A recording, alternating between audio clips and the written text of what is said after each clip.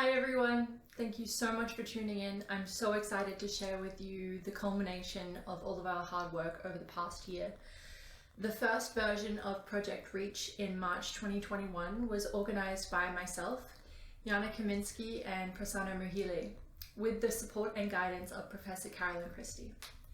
It was an online concert whose aim was to promote the continuation of music making at McGill and collaboration between students during COVID-19, as well as progressive programming. This second iteration of Project Reach upholds the same values of collaboration and programming with composers, performers, and sound engineers from across the world, from Canada to Australia. In this year's project, we bring you 5 pieces, 2 of which are world premieres, performed by 11 musicians, recorded by 3 sound engineers, and heard by all of your ears. Thank you so much to all of the composers, to the performers, and to the sound engineers for all of your hard work. Thank you for making this project what it is. Thank you for making it so amazing. Enjoy!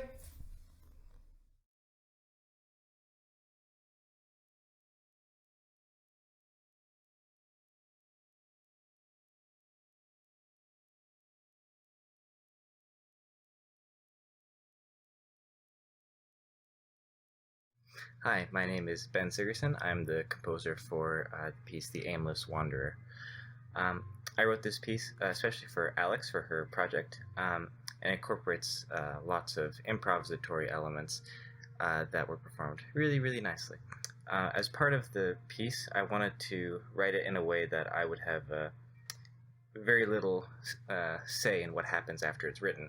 So with these improvisational elements and lots of open interpretation, I wanted to just let the performers take the text and the music and go wherever they felt like with it. And hearing the recording, it's just really phenomenal. It's really wonderful, especially for me to see my writing be taken to such nice places. So thanks so much to Alex and to Brittany for their musicianship and for tackling this piece, and I hope you enjoy it. Thanks.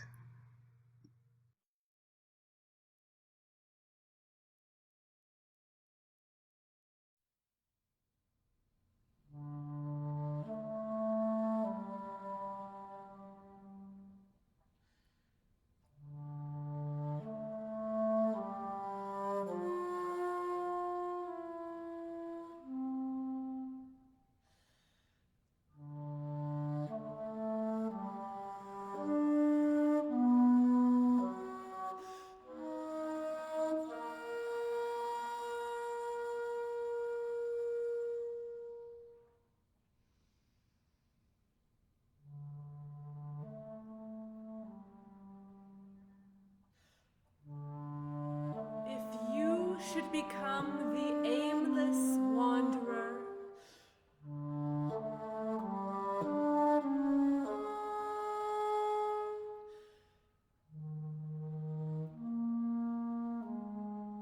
wander my way.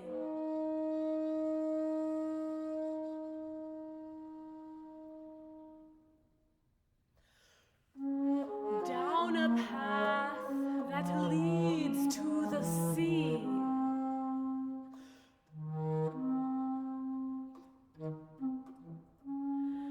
Leading to an island.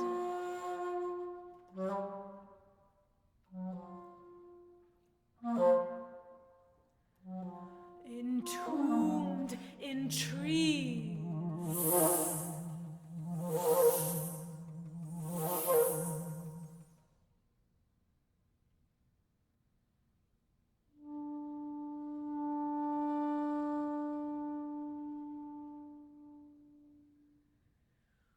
Whose hanging branches flow so swiftly in curves,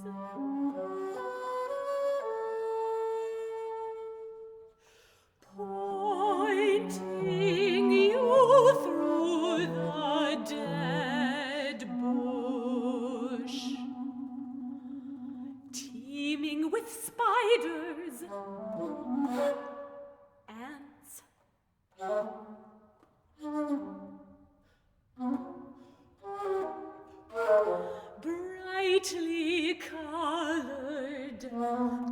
caterpillars. Red.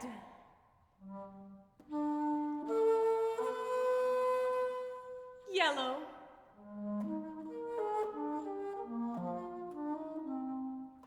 Green.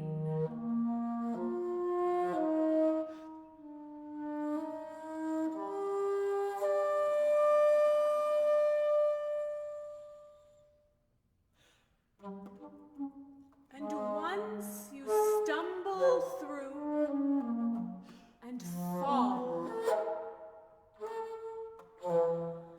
tasting the stories of the soil, you'll begin to realize that this wandering is a coordinated blindness, and your life is a transit of stumbles.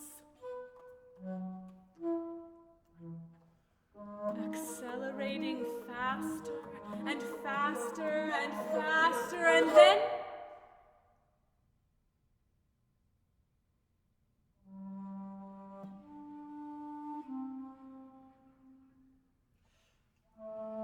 you stumble on as you lose your feet in the path.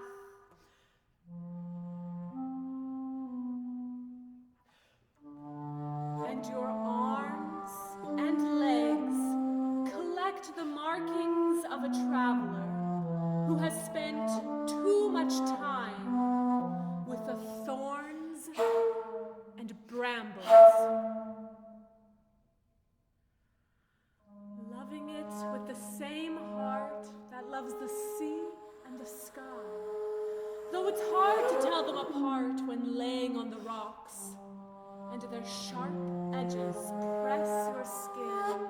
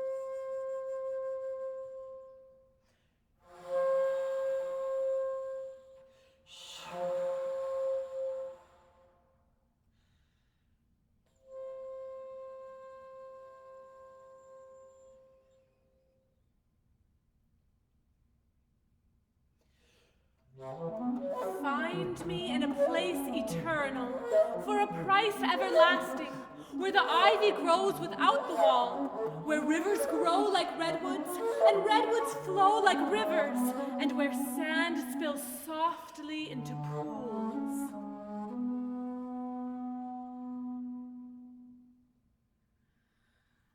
And when the setting sun takes your vision for all it's got,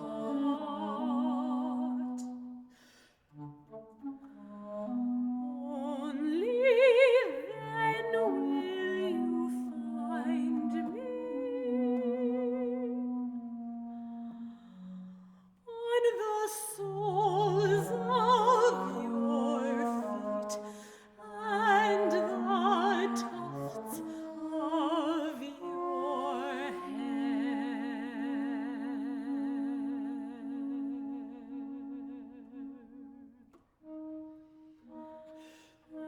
And so you are me,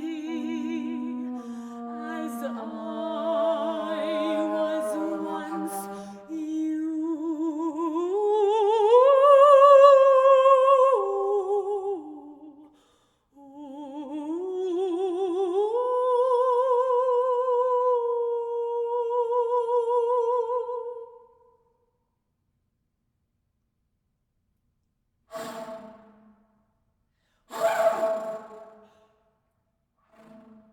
The dirt,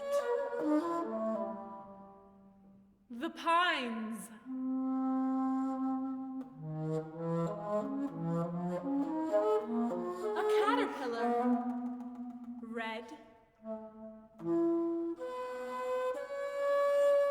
yellow, green,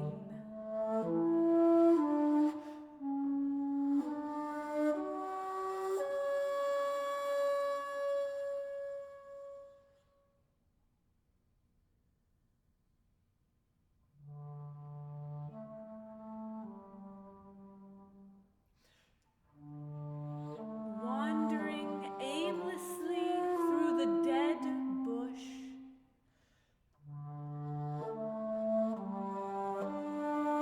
Back to me.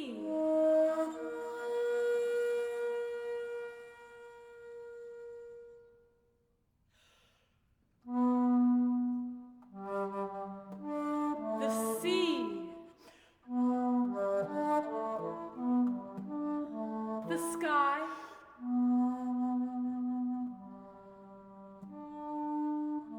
The earth.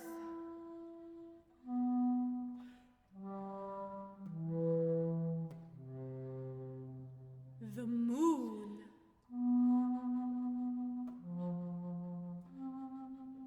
The stars.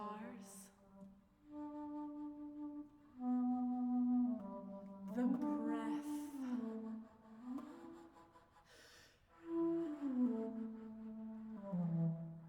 The falling clouds.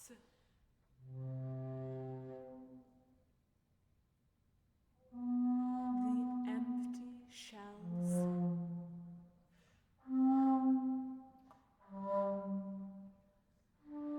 The fading cries.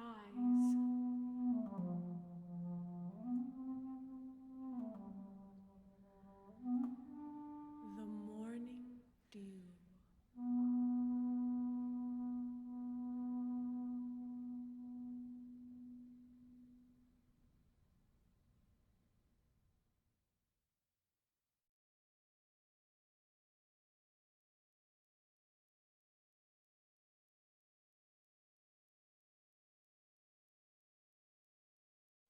Hi, I'm Eleanor Brimblecombe, and I'm the composer of Marilinga. It was originally a tuba and euphonium quartet, but it's been arranged for double bass quartet. Marilinga is an area in South Australia, in the remote western parts, where the British took out nuclear testing in the 1950s. Before the testing, Marilinga was home to the Anangu people, which were a southern branch of the Pitjantjatjara Aboriginal peoples, indigenous to Australia. And before the testing, they weren't properly informed and they weren't properly removed from the area. And they definitely weren't consulted about the testing. So an unknown amount of them died, and more of them have also suffered radiation poisoning because of the testing. So my piece focuses on the destruction of the area and the residual nuclear contamination there, as well as the displacement of the indigenous peoples who lived there before. In the piece you can hear a countdown at one point just after the British come in to do the testing, and it really is just about grief and hardship and loss. So I hope you enjoy the performance of Marilinga. Thanks.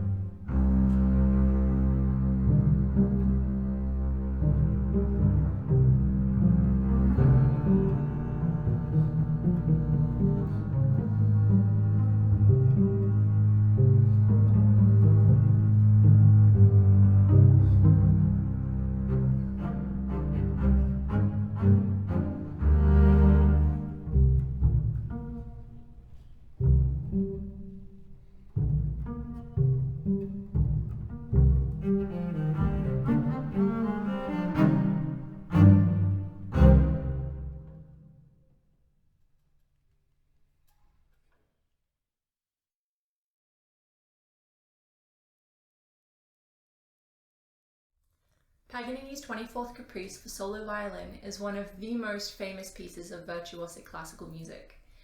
It has been arranged and performed by so many different instrumentalists in the past 200 years since it was written. It shows off the virtuosic capabilities of each performer and what their instrument can do. In 2017, I wrote my honours thesis on arranging the Caprice for the modern flutist. I chose to mimic the sounds of the original violin version with techniques like multiphonics, singing while playing, flutter tongue, pizzicato tongue, pitch bends, and using extreme registers. It's a super fun arrangement and I hope you enjoy.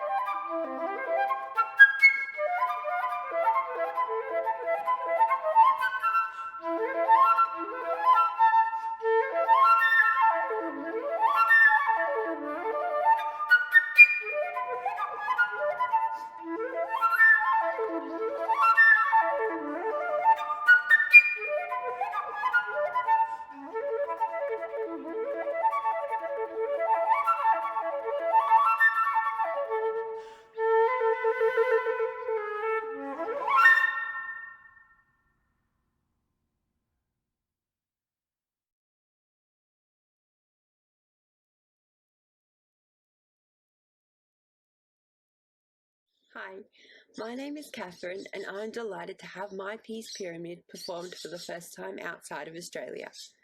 It was premiered by Student String Quartet at the University of Queensland in 2018 at a concert which I and 3 other composition students organised during our final year of studies. This concert took place at the University of Queensland Art Museum during an exhibition of Robert Smithson's artworks entitled Time Crystals. Smithson was an American artist and writer best known for his radical land art of the 1960s and 70s. He drew on ideas from geology, crystallography, physics, optics, science fiction, and philosophy. Our group of composition students intentionally wrote pieces that were inspired by Smithson's artworks, and these compositions were performed in the art gallery alongside each of the respective artworks they were inspired by. Pyramid was inspired by Smithson's untitled sculpture made up of 19 mirror glass squares. These squares were stacked upon one another and decreased in size from bottom to top to form the shape of a pyramid. I translated this shape into musical form by using a palindromic structure to imitate Smithson's use of mirror surfaces in his artwork. Pyramid is constructed of 4 bar units, the first 2 bars of each unit being reversed or mirrored in the second 2 bars. There are 19 of these 4 bar units, each unit representing one of the mirror squares that make up the sculpture, and the 4 bars representing the 4 sides of each square. As the piece progresses, each unit is repeated with slight alterations and additions, gradually increasing in rhythmic vitality. This gives a sense of expansion which depicts the increasing size of each mirror square in the sculpture from top to bottom. The 19 units are then restated in reverse order, with the entire piece being a palindrome, symbolic of the way a shadow of the sculpture was cast onto the wall behind it in the art gallery. I hope you enjoy my piece.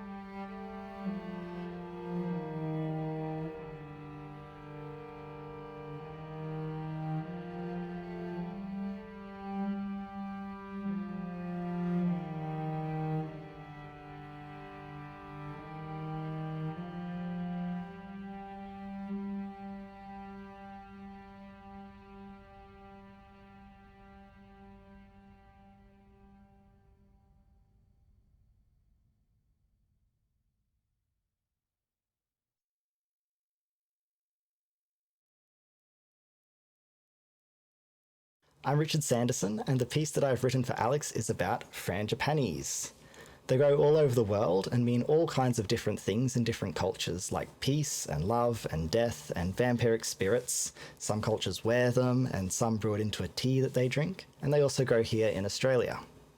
So my piece takes inspiration from music from all around the world, especially the gamelan music of Bali, but it also feels quite Australian to me. So just like the flower, it's kind of exotic, but also very local.